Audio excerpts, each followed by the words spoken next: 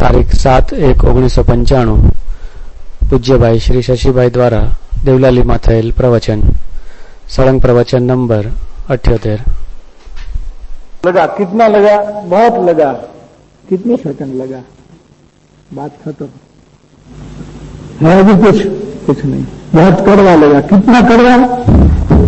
सिर के बाल खड़े हो जाए इतना कड़वा लगा, ऐसे बोले। बहुत कड़वा है। कुछ भी चिराता है, काली जुड़ी है, बहुत कड़वी होती है। जीभ पर कोई स्वाद रह सकता है और कितनी भी आम मीठे हो। वापस आती है ना इधर महाराष्ट्र की, सारे विश्व में बढ़िया से बढ़िया क्वालिटी में जाने एक्सपोर्ट होती है यहाँ से। बहुत अच्छी लगे तो उसका स्वाद टिकाए रखो जीभ पर, पकड़ के रखो उसको, क्योंकि बहुत अच्छी लगती है। वो ऑफिस करे कि स्वाद को छोड़ो ही मत। हाँ, सेकंडों में खत्म हो जाएगा। कितने मिनटों नहीं लगेगी, मिनटों का काम नहीं है, सेकंडों में खत्म हो जाएगा। क्यों? कि जीभ का असंग रहने का, निर्लिप रहने का स्वभाव है। वैसे ज्ञान का भी निर्लिप रहने का स्वभाव है। असंग तत्व है वो, किसी के साथ संग करता ही नहीं, वो संग होता ही नहीं इसका। ऐसा हम अनुभव करें तो हमारे परिणमन में भी असंगता पैदा हो जाए। असंग तत्व का असंग रूप में अनुभव करें तो ये अनुभव के साथ अनुभूति असंग हो जाएगी। असंगता अनुभूति में असंगता आ जाएगी। बस तीन लोक को बस करना कठिन है, आसान है, कठिन नहीं है किंतु आसान है। एक सेकंड भी असंग रहना आसान नहीं है। फिर भी जिस ज्ञानी पुरुष का अंतःकरण निरंतर असंग रहता है, उस ज्ञानी पुरुष के चरणारविंद में नमस्कार के सिवा दूसरा क्या करे? कि जिसका अंतःकरण निरंतर असंग रहता है, वो तीन लोग को वश करने से भी ज्यादा पराक्रम है, ऐसा कहते हैं। ये कला सिखाते हैं आचार्य श्री की, कला सिखाते हैं कि देखो ये भेद ज्ञान की कला है, वही मोक्ष की कला है, वही असंग होने की कला है। ने एक वाक्य આવે છે કે એક ક્ષણ પણ અસંગ રહેવું એ ત્રણ લોકને વશ કરવા કરતા પણ વિકટ કાર્ય છે। વિકટ કાર્ય છે। ભૂજાએ કરીને સ્વયંભૂ રમણ સમુદ્ર તરવા જેવી વાત છે। બરાબર। આ ખંભાતની ખાડીએ ન તરી શકે, खड्डा है वो। तो वो जो हमारे बड़े बड़े महासागर है, पैसिफिक ओशन है, अटलांटिक ओशन है, उसको वो भी खड्डा है स्वयंभू रमण समुद्र के पास। तो वो भुजाए करके वो तीरता है, ऐसा पराक्रम सत्पुरुष का होता है, इसलिए उनको नमस्कार करते हैं। मोह स्वयंभू रमण समुद्र तरी करी, ऐसे तीर जाते हैं। कैसे तीर जाते हैं? कि श्री गुरु की कृपा से तीर जाते हैं, ऐसा कहेंगे। आप पूछोगे उसको आप कैसे तीर गए, तो कि क्या करें, श्री गुरु की कृपा से हम तीर गए, हमारा इसमें कुछ नहीं, ऐसा कहेंगे। इसको परमार्थ विनय है, परमार्थ विनय, परमार्थ विनय, हाँ, परमार्थ विनय, लोकोत्तर विनय। वो लोकोत्तर विनय है, वो ऐसा विनय करेंगे। पुरुषार्थ अपना है, विनय ऐसे करेंगे।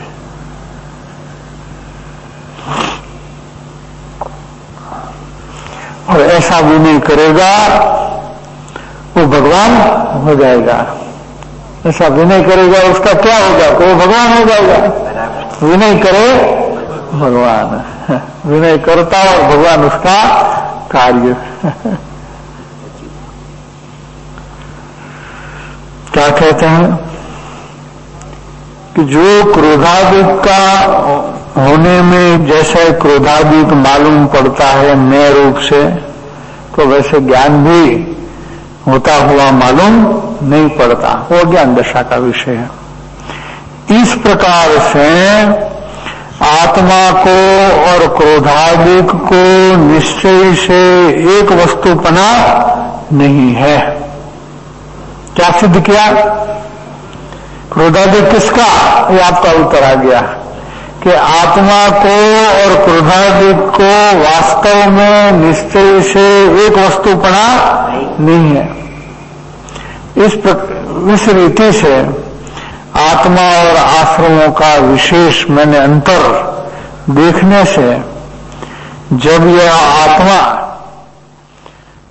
उसकी भिन्नता को जानता है या इसकी भिन्नता को अनुभव करता है, तब यह आत्मा अनादि होने पर भी, क्या अनादि है? अज्ञान से उत्पन्न हुई कर्ता कर्म की प्रवृत्ति। वो आत्मा को अनादि से होने पर भी अज्ञान से उत्पन्न हुई ऐसी कर्ता कर्म की प्रवृत्ति वो निवृत्त हो जाती है, उसका नाश हो जाता है। तो नाश होता है तो क्या अनुभव होता है कि मैंने क्रोध किया, ऐसी कर्ता कर्म की प्रवृत्ति का नाश हो जाएगा। क्रोध हुआ, होता हुआ जाना, लेकिन मैंने किया ऐसा अनुभव हुआ नहीं। बराबर। क्रोध होता है जरूर, ज्ञान के बगल में है, बाजू में है, इसलिए जानने में आता है कि क्रोध हुआ, लेकिन मैंने किया वो नहीं, ये अपने आप हुआ है, मैंने नहीं किया, क्योंकि मेरा प्रवेश नहीं है उसमें, मेरा व्यापकपना नहीं है, वो तो पीछे उतर गाथा में आ गया। तो ये हुआ, मैंने किया नहीं, मैंने किया भी नहीं, मैंने किसी से करवाया भी नहीं, और हुआ उसका मेरा अनुमोदन भी नहीं है। कृतकार्य अनुमोदना से छुट्टा हो गया, भिन्न हो गया। जाओ, हुआ सो हुआ, जान लिया, इससे ज्यादा मेरे कोई लेना देना नहीं है। पर तत्व रूप जान लिया, पर के पड़खे में, पर के खाते में वो चला गया। इसलिए आत्मा को अनादि होने पर भी अज्ञान से उत्पन्न होने वाली ऐसी कर्ता कर्मों की प्रवृत्ति निवृत्त होती है, और ऐसी निवृत्ति मैंने नाश होने से अज्ञान के निमित्त से होने वाला पौद्गलिक द्रव्य कर्म का बंध भी निवृत्त हो जाता है, मैंने नाश हो जाता है। और ऐसा होने से ज्ञान मात्र से ही बंध का निरोध सिद्ध होता है। ये ज्ञान ही बंध का अभाव का कारण है, ऐसा सिद्ध कर दिया आचार्य महाराज ने। लेकिन लोग मानते कि जानकारी हुआ वो ज्ञान, और इससे कर्म बंध नाश हो जाएगा। ऐसी बात नहीं है, ये अनुभव ज्ञान की बात है, सिर्फ जानकारी वाली बात नहीं है, सिर्फ विकल्प की बात नहीं है, ऐसा समझना। यहां तक रखें।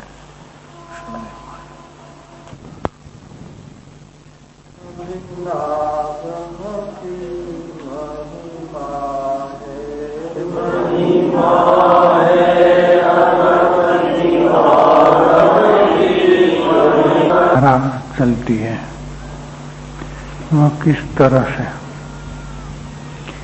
क्या एक पर्याय में दो अंश होते हैं? उन्हें कैसे पहचाने? ज्ञान धारा का फल तो संवर निद्रा और कर्म धारा का फल कर्म बंध है। ये एक ही पर्याय में किस तरह शक्य है? समाधान कीजिए। एक ही पर्याय में ज्ञानी को ज्ञान धारा और कर्म धारा चलती है, वह किस तरह से? तो एक पर्याय के दो, एक समय के एक पर्याय के दो भाव में भाग है, समय में भाग नहीं है। फिर से एक समय का दो भाग नहीं हो सकते। समय का भाग नहीं होते, लेकिन भाव का भाग होते हैं। बराबर। भाव का भाग होते हैं। तो उसमें क्या है कि जितनी शुद्धि हुई है, साधक को जितनी शुद्धि हुई है, उतनी तो ज्ञान धारा है। ज्ञान धारा में ज्ञान की प्रधानता करके बोलते हैं, लेकिन वो शुद्धि परिणमन की शुद्धि है। तो गुणस्थान अनुसार शुद्धि है। चतुर्थ गुण स्थान से पंचम गुण स्थान में ज्यादा शुद्धि है, पंचम गुण स्थान से छठे सातवें गुण स्थान में, ऊपर के गुण स्थान में शुद्धि ज्यादा है। अब एक चारित्र गुण का विचार कीजिए कि चारित्र गुण में कुछ अंश में वितरागता है और कुछ अंश में राग है। एक ही काल में दो होता है कि नहीं होता है? अगर अकेला राग होता और वितरागता नहीं होती, ऐसा तर्क करें तो वो साधक कैसे कहेगा? तो साधक नहीं रहता, वो तो बाधक मिथ्या दृष्टि तो है ही। अगर पूरी वितरागता होती तो फिर साधक कहेगा वो तो वितराग हो चुका, पूर्ण हो गया, परमेश्वर हो गया। इसलिए साधक दशा में जितने अंश में शुद्धि है उतना उसको ज्ञान धारा नाम दिया, जितनी अशुद्धि है उसको कर्म धारा नाम दिया। तो एक पर्याय के दो अंश भाव से होते हैं, समय से नहीं होते हैं, भाव से अवश्य होते हैं। अच्छा, अपन संसार का दृष्टांत ले सकते हैं कि एक माँ है, वो अपने बच्चे को कभी मार लेती है। उसको लगता है कि बच्चा बिगड़ता है या झूठी हट करता है, या जो हट करता है वो संभव नहीं है, या मिट्टी खाता है। समझो ना, छोटे छोटे बच्चे 2-3 साल के ना देवे तो भी मिट्टी खा लेते हैं, पेट बिगड़ता है तो उसको मारती है, आंख भी दिखाती है, क्रोध भी करती है, झापट भी मारती है, थप्पड़ मारती है। अब मां को उस परिणाम में द्वेष तो आया ही है, तब तो मारती है। तो क्यों मां को मां का प्रेम चला गया उस वक्त? अरे प्रेम है तब तो मारती है। गांव के लड़के को थोड़ी मारने को जाएगी। कोई गांव का लड़का मिट्टी खाता है तो उसको मारने थोड़ी जाएगी। हाँ, कब मारती है कि इसके बच्चे पर प्रेम है तो मारती है। तो राग भी है बच्चे पे और उस वक्त द्वेष का प्रसंग है तो द्वेष भी है। वो एक साथ है कि नहीं है? बराबर। एक साथ दो विरुद्ध परिणाम है कि नहीं है? कि है, होते हैं।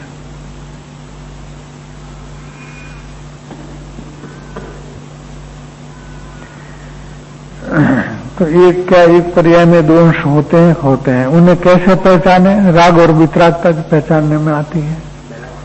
उस तरह से ज्ञान धारा का फल तो समय निद्रा, ठीक है, और कर्म धारा का फल तो कर्मबंध है। तो कर्मबंध अल्प है और संवर निजरा अधिक है। इसलिए जो संचित कर्म है वो कम होते जा रहे हैं और आखिर में जाकर के निष्कर्म दशा को वो प्राप्त हो जाएगा। तो इसलिए कर्मबंध और संवर निजरा एक ही पर्याय में होते हैं तो संवर निजरा ज्यादा है, खीलते हैं ज्यादा और बंधते हैं कम। खीरते हैं वो पुराना खीरते हैं और बंधते वो नया बनते हैं। वो एक ही पर्याय में होता है और उसमें कोई आपत्ति नहीं हो सकती। पूर्णता के लक्ष्य से शुरुआत करने के लिए जो शर्तें योग्यता लेने के हेतु है, क्या उसका दिग्दर्शन आत्मसिद्धि की 38वीं गाथा, कषाय की उपशांतता मात्र मोक्ष विलास, भवे खेद प्राणी दया, क्या आत्मार्थ निवास से हो जाती है, इससे हो जाती है। इसमें अवलोकन की भूमिका किस स्टेज में है? तो अवलोकन की भूमिका तो मात्र मोक्ष विलास रूप जो लक्ष्य हुआ इसके बाद की है, इसके बाद की है। तो उसमें वो नहीं आया, वो प्राथमिक भूमिका है। फिर आगे की भूमिका में अवलोकन आता है। जब मैं पूर्णता के लक्ष्य से अवलोकन करने लगता हूँ तब कोई विकल्प नहीं ठहरता, ऐसा प्रतीत होता है। कुछ क्षणों बाद वह फिर उभरता है। ऐसे समय उस अवलोकन में से अगली भूमिका में आने के लिए, उससे उत्तीर्ण करने के लिए और कौन सी सीढ़ी पार करनी होगी, समझाइएगा। पूर्णता के लक्ष्य के बाद जो अवलोकन चलता है वो अपने परिणाम का निरीक्षण चलता है, और उसमें अपने दोष के भी परिणाम है और ज्ञान के भी परिणाम है, दोनों का निरीक्षण चलता है। और निरीक्षण चलते चलते उस परिणामों का जो अनुभव है, उस अनुभव का परिचय होता जाता है। परिचय वही एक प्रक्रिया है जो पहचान को ले आती है। बिना परिचय किसी व्यक्ति की न पहचान होती है, बिना परिचय न किसी चीज वस्तु की भी पहचान होती है। पहचान होती है तो परिचय से ही होती है, इसका दूसरा कोई तरीका है ही नहीं जगत में। तो उस तरह से अपने परिणामों में स्वभाव जाति के भी परिणाम ज्ञान में है और विभाव जाति के परिणाम भी रागादि कषाय रूप होते हैं। दोनों के अनुभव का परिचय अवलोकन से आता है, तब उसकी जाति की पहचान आएगी, और जाति की पहचान आने के बाद ये जो भेद ज्ञान का प्रयोग वाली आगे की स्थिति पैदा होगी और उसमें से स्वरूप निश्चय होगा। इस तरह से आगे की भूमिका है, और वो विषय मंगल प्रारंभ में लिया है, जो अभी पुस्तकें सबको दी किताबें, उसमें पहला आर्टिकल है मंगल प्रारंभ, उसमें वो बात दिया है।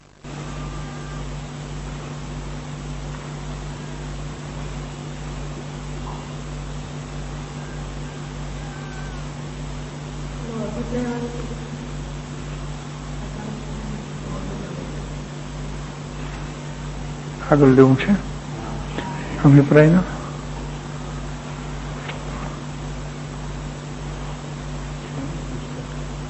છે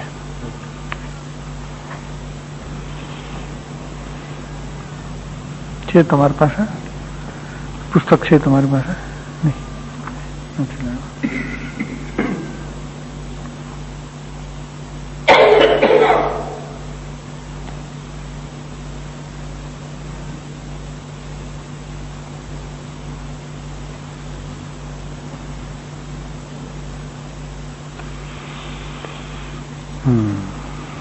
और कोई प्रश्न हो तो बोल दीजिए, वरना ये अभिप्राय वाला आर्टिकल जो है थोड़ा आगे लेते हैं।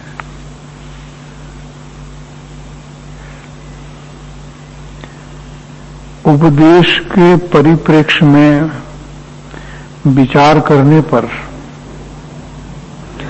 पारमार्थिक उपदेश प्राप्त होने पर भी ज्ञानी से सीधा पारमार्थिक उपदेश सुनने को मिलता है। ऐसा होने पर भी वह उपदेश का परिणाम नहीं होने का भी कारण बनता है। उसमें अभिप्राय के कारण से जो जो प्रकार बनता है, वे प्रकार निम्न दृष्टांतों से विचार करने योग्य है। जैसे पारमार्थिक सिद्धांत ऐसा है कि ज्ञान आत्मा में से आत्मा को आत्मा से होता है। क्या पारमार्थिक सिद्धांत ऐसा है कि आत्मा को जो ज्ञान होता है वो आत्मा में से होता है और आत्मा से होता है और आत्मा को होता है। ऐसा श्री गुरु का जो वचन है उनको आप बराबर कहते हैं, यथार्थ कहते हैं, ऐसा हम कहेंगे कि जी आपकी बात सही है। परंतु श्रवण काल में प्रत्यक्ष लाभ हो रहा है ऐसा लगता है। श्रवण काल में क्या लगता है कि प्रत्यक्ष लाभ मिल रहा है, जैसे ज्ञान सामने से मिलता हो, ऐसा लगता है। पर से लाभ होने का अभिप्राय उस वक्त दृढ़ हो जाता है, घुंटन होकर के दृढ़ हो जाता है कि लाभ पर से हो रहा है हमको, ऐसा लगता है तो वो बात दृढ़ हो जाती है। वहां ऊपर से तो ऐसा कहे कि पर से लाभ कुछ नहीं होता, परद्रव्य स्वद्रव्य भिन्न है, परंतु अभिप्राय में लाभ बुद्धि से जीव प्रवर्तता है, जिससे अपने को, जिसका ख्याल अपने को आता ही नहीं, अपने को ख्याल नहीं आता कि कैसे वो विपरीतता दृढ़ हो गई, सुनते सुनते वो ख्याल नहीं आता है। उसी प्रकार वो एक दृष्टांत लिया। अध्यात्म के सिद्धांत में देव, शास्त्र, गुरु तथा श्रवण, वांचन, विचार, विकल्पात्मक मनन, ज्ञान का क्षोभम और एक समय की पूर्व पर्याय, जिसको व्यवहार से धर्म साधन कहने में आया है, व्यवहार से उनको धर्म साधन कहने में आए हैं। जो व्यवहार से साधन है वो परमार्थ से बाधक है, क्योंकि परमार्थ से तो अंतर्मुख होना वही साधकपना है। ये सब बाह्य निमित्त में उपयोग जाता है, उतना बाधकपना होता है। ऐसा अभिप्राय न गढ़ने में आए,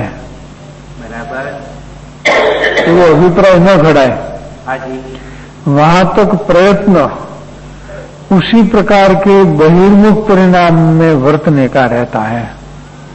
क्योंकि अभिप्राय वो है कि हमारे साधन है, तो जितने भी साधन है उसी का और परिणाम हमारा रहेगा। इसलिए वह जीव बहिर्मुखता से विमुख होकर के अंतर्मुख अपना त्रिकाली स्वभाव के प्रति आ सकता नहीं है, उसका परिणाम बाहर ही बाहर लगे रहेगा, बाहर में ही लगा रहेगा। कारण कि अभिप्राय में तो वह तथाकथित बाह्य साधन को ही सत्य साधन रूप मान लिया है, और मानने से उसकी अधिकता उसको वर्तती है, प्रधानता बाह्य साधन की आ जाएगी, ये परिस्थिति हो जाएगी। इसलिए वह अंतर्मुख हो सकता नहीं। इस प्रकार परिणमन में मुख्यता रहती होने से, इस प्रकार परिणमन में मुख्यता रहने में अभिप्राय का बहुत बड़ा रोल है, बहुत बड़ा फाड़ा है, बहुत बड़ी भूमिका है। यही कारण अभिप्राय का मूल वहां रहता है। तो उसमें क्या कहां मुमुक्षु जीव धर्म साधन की प्रवृत्ति करने के बावजूद भी अभिप्राय की भूल में कैसे फंसा हुआ है, वो विचारणीय प्रश्न रहता है। तो अभिप्राय की भूल के कारण से उसको उपदेश मिलता है लेकिन परिणमन नहीं हो पाता, क्योंकि भूल अभिप्राय के अंदर में बैठी है। अभिप्राय की जो ऐसी भूल होती है वो अवलोकन के भीतर मालूम नहीं पड़े, अवलोकन के बिना मालूम नहीं पड़े। तथा मुमुक्षु जीव को अधिक गुणी मुमुक्षु के प्रति और गुणातिशयवान सत्पुरुष श्री गुरु और सद्देव के प्रति सहज बहुमान का भाव वर्तता है, स्फुरित होता है। वो विनय सहज होता है मुमुक्षु में, कारण कि वह स्वयं ही ऐसा गुण प्राप्ति का तीव्र अभिलाषी है। जो स्वयं गुण का अभिलाषी होता है उसको दूसरे गुण के प्रति विनय बहुमान भक्ति आए बिना रहता नहीं है। ये सहज परिस्थिति है। वहां गुण प्राप्ति का अभिप्राय योग्य अभिप्राय है। क्या गुण प्राप्ति का जो अभिप्राय है वह तो योग्य अभिप्राय है। फिर भी अन्य जीव या पदार्थ प्रत्ये राग करने का अभिप्राय उचित नहीं है। गुण प्राप्ति का अभिप्राय उचित है लेकिन राग करने का अभिप्राय उचित नहीं है। राग करो वो अलग बात है, अभिप्राय से करो वो अलग बात है, दोनों में अंतर है। यहां अभिप्राय का प्रकरण चलता है कि अभिप्राय को पकड़ो। बात थोड़ी सूक्ष्म पड़ेगी लेकिन ऐसी भूल हो जाती है तो गड़बड़ हो जाती है। दोनों में डिफरेंस और पकड़ना चाहिए। हाँ, अभिप्राय का क्या है? कोई भी मुमुक्षु को अपने से अधिक गुणवान हो, कोई मुमुक्षु या कोई गुणातिशयवान ज्ञानी पुरुष हो, तो उसके संग से गुण प्राप्ति का अभिप्राय उनको रहता है, तो वो उचित अभिप्राय है। उस अभिप्राय से वो संग करता है तो भी उचित ही है, पर यथार्थ है। लेकिन दूसरे पदार्थ के प्रति राग करने का अभिप्राय वो अभिप्राय उचित नहीं है।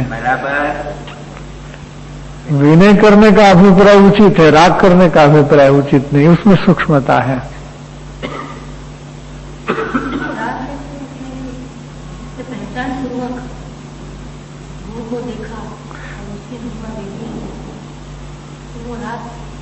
वो तो ज्ञान करता है, उसको राग करता है ऐसे नहीं बोलते हैं, वो तो ज्ञान है, उसका ज्ञान है, उसको विवेक कहते हैं, उसको राग नहीं कहते हैं।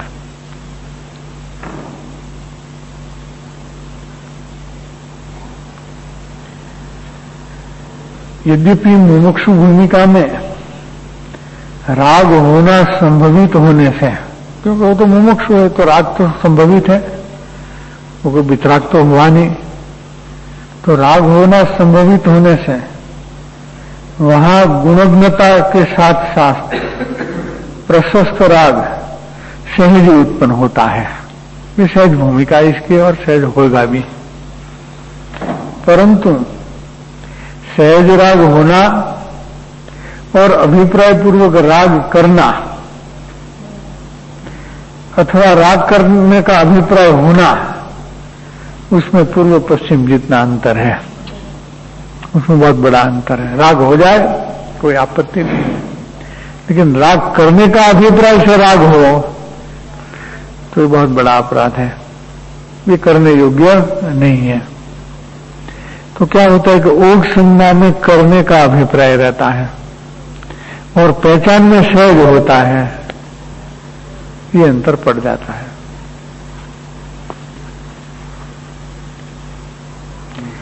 बहुत सी ऐसी बातें हैं हमारे यहाँ जो इसका सत्संग में यथार्थ विचार नहीं करने में आए, या समझ ठीक नहीं करने में आए तो गुण को अवगुण और अवगुण को गुण में खतानी हो जाती है, खतावनी में फर्क हो जाता है। जैसे ज्ञानी हृदय के कोमल होते हैं, ज्ञानी होते हैं, कोमल हृदय वाले होते हैं, फिर भी अपने सिद्धांत में दृढ़ और मक्कम होते हैं। तो वो मक्कमता है कि जिद है, जिद को मक्कमता में नहीं ले जा सकते और मक्कमता को जिद में नहीं ले जा सकते, क्योंकि जिद है वो अवगुण है और मक्कमता है वो सद्गुण है। इसमें बहुत सी बातें हैं। तो अगर सत्संग से सही बात समझ में नहीं आए तो गुण को अवगुण में ले जाएंगे और अवगुण को गुण में ले जाएंगे, ये गड़बड़ हो जाएगी। ये मार्ग तो दोष निर्दोषता वाला की छटनी का तो मार्ग है। दोष निर्दोषता कोई नहीं समझ सके तो दोष को निर्दोषता बता देंगे, निर्दोषता को दोष गिन लेंगे, बात विपरीत हो जाएगी बिल्कुल। जिस जीव को अभिप्राय पूर्वक ऐसा राग होता है, राग करना चाहिए, ऐसा अभिप्राय पूर्वक राग होता है, उसको तो राग रस चढ़ जाता है, उसको राग में रस आए बिना रहेगा नहीं, तो उसको राग रस चढ़ जाता है।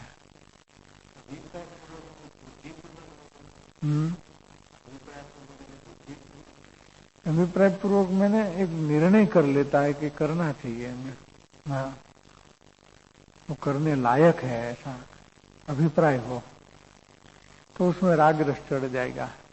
और जिसको राग रस चढ़ता है उसको ज्ञान रस नहीं चढ़ता है, आत्म रस नहीं चढ़ता है। हाँ, खास करके राग कहीं कहीं ऐसे होता है कि भाई ऐसा राग तो करना चाहिए। तो दूसरी बात वो है कि शास्त्र पढ़ते पढ़ते परलक्षिक शोभसम बढ़ता है, तो वहां भी कर्तृत्व बुद्धि से ये प्रवृत्ति करने में आती है तो क्षोभसम का रस चढ़ जाता है, जानकारी बढ़ती जाती है और क्षोभसम का रस चढ़ जाता है। तो ज्ञान का क्षोभसम का रस चढ़े, परलक्षिक ज्ञान का, बाह्य ज्ञान का क्षोभसम का, जानकारी का रस चढ़े, उसको अंतर्ज्ञान का, आत्मज्ञान का रस नहीं चढ़ेगा, वो आत्मज्ञान से दूर हो जाएगा। जानकारी बढ़ जाएगी, शास्त्र ज्ञान बढ़ जाएगा और आत्मज्ञान से दूर हो जाएगा।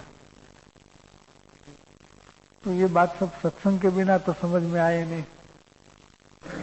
कृपालु देव ने सत्संग पर क्यों इतना ज्यादा वजन दिया? बहुत आटी घूटी वाली, बहुत अटपटी बातें हैं। तो मार्ग चढ़ने में पढ़ने का 1000 ठिकाना है, चढ़ने का एक ही रास्ता है। सत्संग के बिना तो समझ पड़ेगी नहीं। जिसको अभिप्राय पूर्वक राग होता है उसको तो राग रस चढ़ जाता है, और राग रस चढ़ जाने से साथ साथ विपरीत अभिप्राय भी दृढ़ हो जाता है। परंतु जो अभिप्राय विरुद्ध राग हो तो उसके प्रति सहज निषेध आए बिना नहीं रहता। वस्तुतः अभिप्राय में पर पदार्थ की महत्ता, महानता स्वीकार हो तो निज अनंत सामर्थ्य का अस्वीकार रूप होने का बड़ा दोष आ जाता है। अभिप्राय में पर पदार्थ की महानता और महत्ता का स्वीकार हो गया तो निज अनंत सामर्थ्य का स्वीकार करने का, अस्वीकार करने की परिस्थिति बड़ा दोष वाली हो जाएगी। और जहाँ अपना निज अनंत सामर्थ्य का अस्वीकार होता है वहाँ स्वरूप श्रद्धा का प्रतिबंध आ गया। उस स्वरूप की श्रद्धा, उसको सम्यक दर्शन होगा नहीं। इसलिए ही ज्ञान दशा में अभिप्राय की भूल नहीं होती। ज्ञान दशा में जो भी दोष है, साधक दशा में जितना दोष बाकी रहा, कर्म धारा जिसको कहते हैं, उसमें अभिप्राय पूर्वक के दोष में भूल नहीं होती। इसलिए ज्ञानी का मत वो सही मत है। जो जिन मत है वही ज्ञानी का मत है, ज्ञानी का मत है वो जिन मत है। अभिप्राय की भूल ज्ञानी को होती नहीं है। इसलिए कहीं भी विवादास्पद विषय चलता हो तो ज्ञानी का अभिप्राय को देखना पड़ता है कि ज्ञानी क्या कहते हैं प्रयोजनभूत विषय में। अप्रयोजनभूत विषय में ज्ञानी की भूल हो तो भूल गिनी जाती नहीं है। ज्ञानी को सच्चे निमित्त पंच परमेष्टि आदि के प्रति मचक आती है तो भी वह उससे लाभ मानते हैं नहीं। मचक आती है, दाग होता है, बलन होता है, एक मचक है, पूर्ण वितरागता नहीं है तो अशक्ति के कारण ये परिणाम आएंगे, लेकिन उससे लाभ हो नहीं मानते। तथा जो कोई जीव राग का अभाव करना चाहता है, जो भी प्राणी राग का अभाव करना चाहता है, उसे प्रथम सर्व पर पदार्थ के प्रति इष्ट अनिष्टपणे का अभिप्राय मिटाना आवश्यक है। बाद में राग द्वेष मिटेगा। कई मुमुक्षु ऐसे प्रयोग करते हैं कि हम तो जब जब हमारे उदय में चलते हैं तो नाता दृष्टा रहने का प्रयास करते हैं और ऐसा विचार करते हैं कि कोई पदार्थ इष्ट भी नहीं, कोई पदार्थ अनिष्ट भी नहीं, इसलिए ज्ञाता रह जाओ। लेकिन अभिप्राय में इष्ट अनिष्ट तो रखा है, इसका क्या? ये प्रयोग कभी सफल होने वाला नहीं है।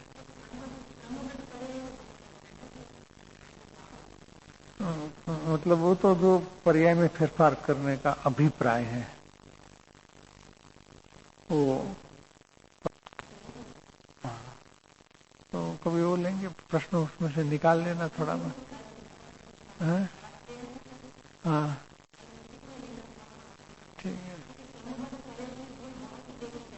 हाँ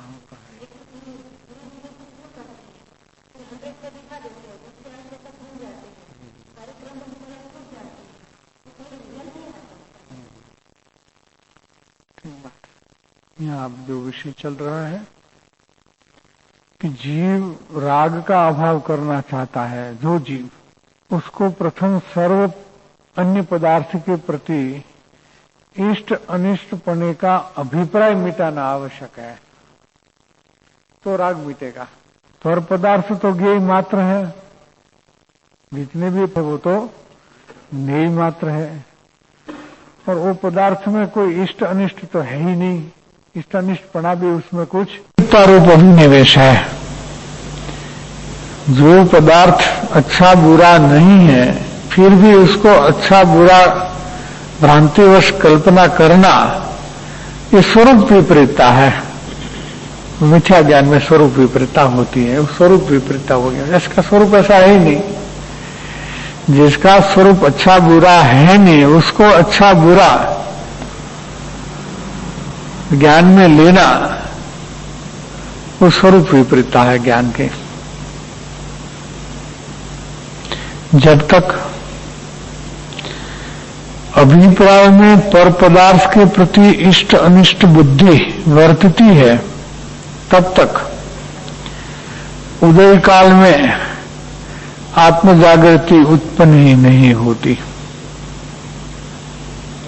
बड़ी तकलीफ मां हो जाएगी कि अभिप्राय में पड़ा है कि ये पदार्थ अच्छा नहीं है, वो पदार्थ अच्छा है, तो उस पदार्थ का जब उदय आएगा, जैसे हमको हलवा अच्छा लगता है और हलवा भोजन में आया भी, पुरस्कारी में भी पुरुष दिया, और हमारा अभिप्राय में तो वो चीज हमको भाती है, अभिप्राय में तो उसका अच्छापन है, तो उदय काल में आत्म जागृति नहीं रहेगी। उदय काल में फिर जागृति नहीं रहेगी, उसका अच्छापने का राग का रस आए बिना रहेगा नहीं, ये बात हो जाएगी।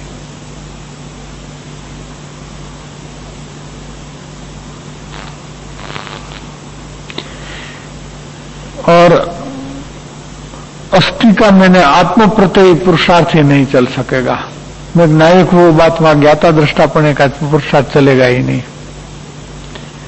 वो बात कहीं रह जाएगी। ज्ञाता दृष्टापने की जो सुनी है वो धारणा कहीं और रह जाएगी और वो चीज अच्छी है इसका रस चढ़ जाएगा, नियम से चढ़ जाएगा।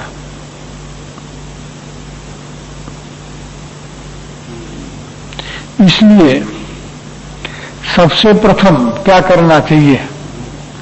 इसलिए सबसे प्रथम अनुभव पद्धति यानी प्रयोग पद्धति द्वारा अभिप्राय बदलने में आए हैं तो भी नायकपना का अस्थि का पुरुषार्थ उत्पन्न हो और सफल भी हो, वरना न पुरुषार्थ चलेगा न कोई सफलता मिलेगी। विकल्प अगर होगा तो भी बेकार जाएगा, प्राय तो विकल्प भी होगा नहीं, ऐसे ही घुस जाएगा, क्योंकि अभिप्राय में चीज अच्छी बुरी मान रखी है। इसका मतलब अनुभव बदल से आवे तभी ये अभिप्राय। हाँ, अभिप्राय बदलने का साधन अनुभव पद्धति है, प्रयोग पद्धति है, अवलोकन पद्धति है। इसके बिना अभिप्राय बदल सकते नहीं है।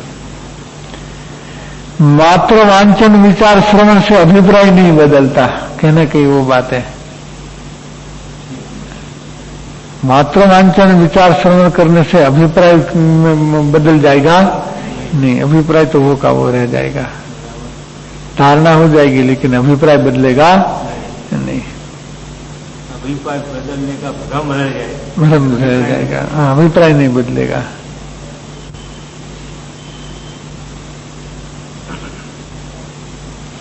इस प्रकार ज्ञाता भाव से या साक्षी भाव से रहने के पुरुषार्थ में भी अभिप्राय की भूमिका का बहुत महत्व है, ज्यादा महत्व है, ऐसा समझना चाहिए।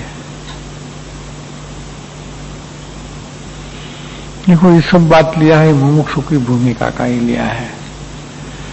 जो भी दृष्टांत लिए हैं कि अभिप्राय में गड़बड़ कैसे रहती है, वो मुमुक्षु की भूमिका में जो चूक होती है, भूल होती है अभिप्राय वाली, उसी का ही चर्चा किया है।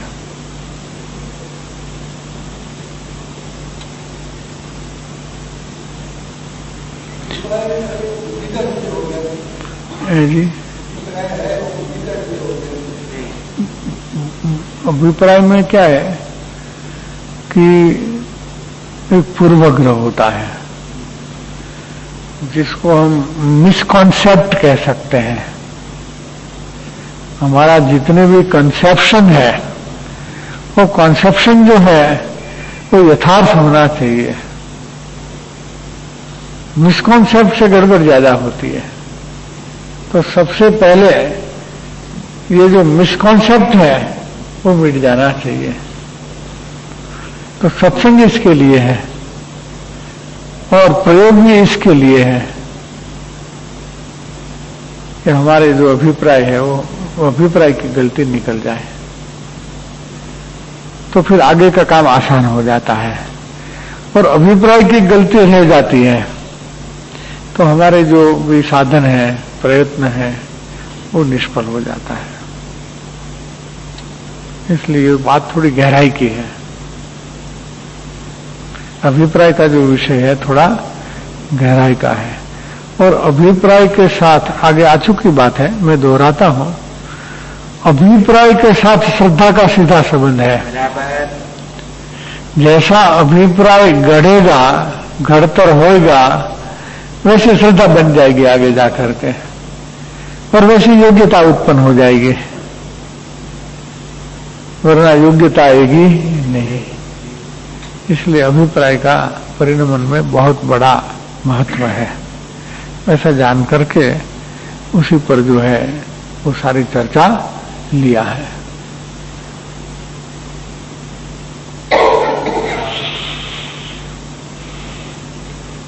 और जब तक जीव को बंद बुद्धि यानी कि कर्मजनित जो अवस्था है ऐसा मैं हूं, ऐसा अभिप्राय वर्तता हो, तब तक उस जीव को अपना मूल स्वरूप का प्रतिभास नहीं आता है। पर्याय बुद्धि, उसमें मूल स्वरूप का प्रतिभास नहीं आता। पर्याय बुद्धि मंद हो जाती है तब वो प्रतिभास आ सकता है। फिर भी जो स्वयं को अपने को अबंध और ज्ञायक स्वरूप कल्पना में लेता है तो उसको निश्चयाभास की उत्पत्ति हो जाती है। जैसा निश्चय स्वरूप है वैसा ज्ञान में सीधा प्रतिभासित नहीं हो। सीधा माने राग के आड़ बिना, राग की प्रधानता को छोड़ करके ज्ञान की प्रधानता में है। मैंने आत्मा की प्रधानता में आत्मा को प्रतिभासित होता है। आत्मा को आत्मा की प्रधानता में प्रतिभासित होता है। वो प्रतिभास कब आएगा कि कर्म जनित पर्याय की पकड़ ढीली हो जाएगी तब, क्योंकि वो कर्म बंद है। मैं ऐसा हूं, ये पूर्वग्रह है, तो उसको स्वरूप को प्रतिभास में आने देगा नहीं, ये बात बन जाएगी। फिर भी मान ले, कल्पना कर ले कि मैं तो ज्ञायक हूं, मैं तो शुद्ध हूं, मैं तो अबद्ध स्पष्ट हूं, मैं तो ध्रुव हूं, परम पारिणामिक भाव हूं। कल्पना है, विकल्प है कोरा, और उसमें निश्चयाभास होने की परिस्थिति बन जाती है। उस प्रकार से आगे भी बहुत सी बातें अभिप्राय के विषय किसमें चर्चा किया है। प्रकरण तो काफी लंबा चौड़ा बाकी है, समय हुआ है, आगे की बात और अवकाश पर लेंगे।